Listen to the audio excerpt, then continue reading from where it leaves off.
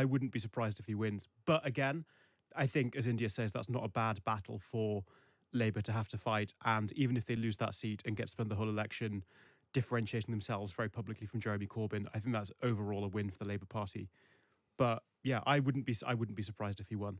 Let's talk about Jeremy Corbyn. There's a question. There's a sentence I thought I might not utter Yeah, again. I know that's blast from the past. Feels isn't very it? retro. So he has confirmed that he will stand against Labour as an independent candidate in the election. It's been it's not been a very well kept secret for some time that he would do this, but it's sort of reached the moment now, obviously with the election being called this week. Is this good news, India, for Keir Starmer? Because he can say, well, look, I've changed the Labour Party and he's not in anymore? Or does it just remind people over again that he twice told people to make Jeremy Corbyn Prime Minister? No, I think it's good news for Keir Starmer, though I do think that I think his campaigning will be a constant irritant. I think he's quite likely to be able to bring in huge amounts of support from the outside and to kind of flood the constituency. However, the bookies have the likelihood of him winning at about 30%. And whether he gets anywhere or not is irrelevant. I think you can always point at him as the Labour Party that was and is no more. So even if he's sitting on the back benches, he would still be a constant reminder of what Labour is now versus what Labour has been. So actually a win from him, which I don't think is very likely, but a win from him would be almost as helpful as a defeat.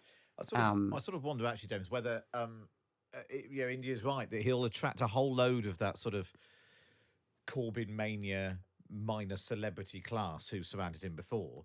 And if you are a voter, and this is going to be Keir Starmer's problem all over the country, people assuming that someone else is going to make Keir Starmer Prime Minister so they can vote for this independent here or this Green there exactly. or a Lib Dem or a Socialist Workers' Party, whatever it is. I think there's a pretty decent chance that Corbyn wins that election. He's got a huge majority. He's got an absolutely massive national profile. I think probably a lot of his constituents are quite sympathetic to him. I wouldn't be surprised if he wins. But again, I think, as India says, that's not a bad battle for Labour to have to fight. And even if they lose that seat and get to spend the whole election differentiating themselves very publicly from Jeremy Corbyn, I think that's overall a win for the Labour Party. But yeah, I wouldn't be surprised if he won. And then him just being there, and then it will just be interesting that if you have a Labour Prime Minister in Keir Starmer, the big unknown seems to be how big that majority might be. Yeah. Will he get one or not, if you judge by the polls? Well, if you not only got a left-wing faction of the party's got to keep happy, but a Jeremy Corbyn on the back benches, sort of as the on the opposition benches, even weirder. And yeah, presumably providing a bit of a magnet for all disaffected left-wingers in the Labour Party, for the next 5 years. Yeah, I mean that will be a problem, but I think over the course of the next 6 weeks, they'd probably be pretty happy to have a public, display of different opinions with Jeremy Corbyn. What do you think? Can we just mention Diane Abbott? Yes, because that isn't the same thing at all. And that, the process hasn't been fair to her, I don't think. She wasn't the leader of the Labour Party. She immediately apologised. She was the first black woman MP. And I think it's time to readmit her or reach some sort of compromise by sending her to the Lords or something. But they should let her back in. I think it's very important, for the reasons we've just been talking about, that Starmer shows a kind of agility as a politician. And if he can't end that particular standoff with Diane Abbott in a gracious way that preserves her dignity, then that's a failure. Yes, as far as I'm concerned. So it was. I was looking at this. It was April 2023, so more than a year ago now. She wrote this letter to the Observer in which she said, "Irish and Jewish people and travellers experience prejudice but not racism, likening their position to being ginger." She's still been a Labour Party member, but has been sitting as an independent MP. And then this morning, Keir Starmer was asked about this, and he said it will be resolved before the general election. The final decision on candidates will be is coming up in a few days. He thought it was June the 4th, so it's a week or so. And so the final list of candidates will be decided, and that he said it's a matter for the National Executive Committee. It's interesting, actually, the point you're making here, because only yesterday the Conservatives let Matt Hancock back in. So Matt Hancock is leaving Parliament as a Tory MP, rather than as a independent having had the whip withdrawn for which of the many things was it? Was it doing I'm a Celebrity? Yeah, I think it think so. was. And you're right. Maybe actually, the Keir Starmer might get some credit if he let Diane Abbott in. Yeah, absolutely. And also, racism exists. It's real. And I just think I don't agree with Diane Abbott on much, but I just think she's been treated really shabbily, actually. I mean, that was, arguably a bonkers thing to write. But as I say, she apologized immediately, unlike Corbyn, who refused to accept the Equalities and Human Rights Commission findings.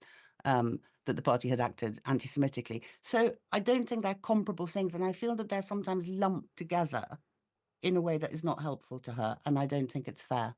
And actually, the biggest problem with Jeremy Corbyn, the thing I've never really understood with him, James, was the lack of contrition, the lack of apology, the refusal to accept what's gone on. I mean, there's clearly a big part of Jeremy Corbyn that likes being a campaigner more than a politician and quite likes being on the outside chucking rocks in. And I think that's why he's responded that way. With Dan Abbott, it's different. And I think, obviously Keir Starmer wants, an iron grip in his party, but also in a political system dominated by two parties, both parties have to be broad churches. You have to represent a range of opinion. And although it might give you the easiest possible life to have a load of people who just agree with you on everything, I think the leaders of the Conservatives and the Labour Party have responsibility to just have represent a broad spectrum of opinion on the left and the right. Otherwise, kind of, what's the point of our system? Yes, and to demonstrate that they can juggle those two, to demonstrate, as I was saying, sort of agility or flexibility or whatever it is. Yeah, and not to just cast people into the outer darkness. And leadership should be saying, well, I can draw from a range of, a spectrum of beliefs on my side of the system, and that can be a strength rather than something I'm terrified of even touching. Yeah. It's interesting that actually those people who do that are the more successful. Tony Blair kept Jeremy Corbyn in. Yeah, exactly. The entire time. Boris Johnson, lots of reasons why he got into trouble, but the fact that he kicked out more than a dozen, Conservatives, Ken Clarke and David Gauke and all those people, it just all speaks to that sort of, well, you want the best. Yeah, this very kind of blinkered approach to politics where you just have to have everyone whipped exactly in line and you can't deal with any difference of opinion. And I think it's a bad thing. I don't think the public like it either, ultimately.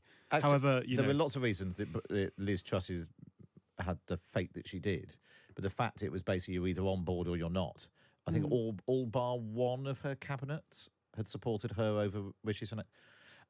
And ultimately, then you don't have many friends. That's politics. Yeah. You have to have a broad base, otherwise, who's behind you? Exactly. Yeah. But it'd be interesting to see how all that pans out. Well, let's move on to Rishi Sunak then. So literally, as he stood outside outside Downing Street announcing the general election, he boasted that one of the things he'd achieved was ending smoking for young people. This idea that if you were born after, was it 2008, you would not be able to buy cigarettes. And then right now, today, they're packing up in Parliament. They're rushing through certain laws to get them on the statute book, but the smoking ban isn't going to make it. So what does that tell us about how committed he was to this as an idea, India? It's really strange. I find the whole thing really strange. I mean, I'm sure you've discussed this for hours and hours and hours, but I found his announcement and the manner of his announcement really strange. I found the contents of it really strange. I thought he looked sort of defeated as well as, drowning. And this thing that he wanted to be his legacy is, well, I think Labour will pick it up. There's cross-party consensus, isn't there? So hopefully it will come back in the next Parliament. But to just sort of let it drift away seems a really strange decision. But also, it slightly speaks to the fact it might have all been a bit of a rush job, because he said immigration is finally coming down. We are stopping the boats with our Rwanda partnership. No planes have taken off, and the number of boats is at a record high. Yeah.